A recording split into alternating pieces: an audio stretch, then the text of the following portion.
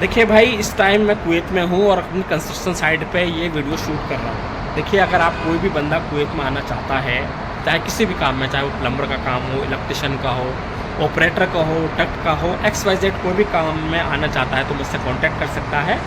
और इस वीडियो में आपको मैं क्लियर करने वाला हूँ कि अगर आप किसी भी काम में आते हैं आज़ाद वीज़ा में, अपनी वीज़ा लेके, जिसमें लगभग 3 से 5 लाख रुपए मिनिमम लोग दे के आ रहे हैं कुवैत के अंदर, चाहे उन्हें काम मिले या ना मिले, उनकी बचत हो या ना हो, फिर भी वो आ रहे हैं। तो इस टाइम आप मिनिमम, अगर आपको काम मिल जाता है तो मिनिमम कम से कम आप कितना खर्च करके घर भेज सकते हैं बचा के, यानी कितना पैसा आप घर भेज सकते हैं, सारी बातें इस वीडियो में क्लियर करूंगा। अगर वीडियो थोड़ी भी अच्छी लगी तो वीडियो को लाइक और चैनल को सब्सक्राइब कर दीजिएगा।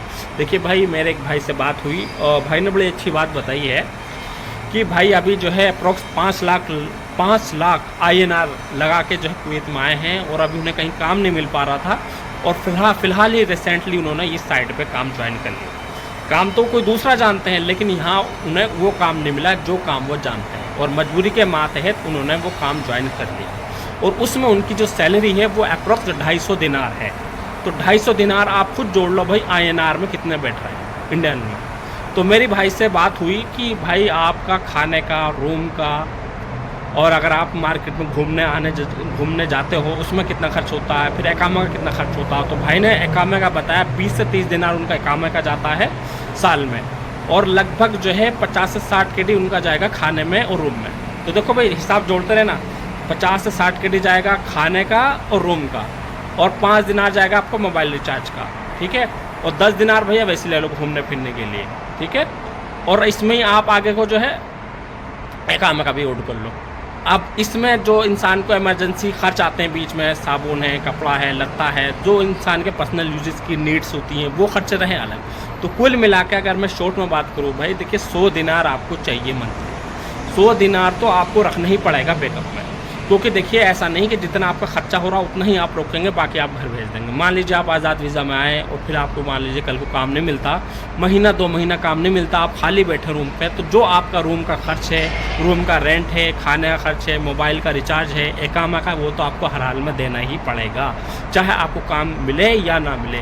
तो ये सबसे बड़ी प्रॉब्लम है भाई। देखिए, आज़ाद वीज़ा में आने में जैसी कमाई है तो उसके हिसाब से लॉसेस भी हैं। तो ये आप मान के चलिए कि अगर आप आज़ाद वीज़ा में आ रहे हैं और आपको 200 दिनार सैलरी मिल रही है या 200 दिनार कहीं दिहाड़ी मिल रही है, तो 100 दिनार तो आप बचा के आपको रखना पड़ेगा। फिर 100 दिनार ही आप इंडिया भेजेंगे, और इंडिया में 100 दिनार के इस टाइम, 1 दिनार 270 चल रहा है इस टाइम, तो वो लगभग वही है 2700 साढ़े 2700 रुपये आपको INR में पड़ेंगे। अब उसी में ही आपको पूरा फैमिली का खर्चा निकालना। तो यही हिसाब आपको लेके चलना है कि भाई ऐसा नहीं कि आपको पता चल गया भाई, किसी ने बता दिया कि भाई कुवैत में कितना मिलेगा, 3 लाख रुपए 4 लाख रुपए लगा के 200 दिनार मिलेंगे। इंडिया के आपको 57,000 58,000 60,000 रुपये मिलेंगे, या आपको 1 लाख रुपए मिलेगा। भाई ऐसा है कि ठीक है आपको पैसा इतना मिलेगा, लेकिन आज़ाद वीज़ा की सबसे बड़ी प्रॉब्लम ये है कि अगर काम चल रहा है तो कोई मुश्किल नहीं है भाई, वेल एंड गुड है। और अगर कल को काम नहीं मिलता है तो भाई रूम पे खाली बैठना पड़ेगा, फिर सारा रूम रेंट,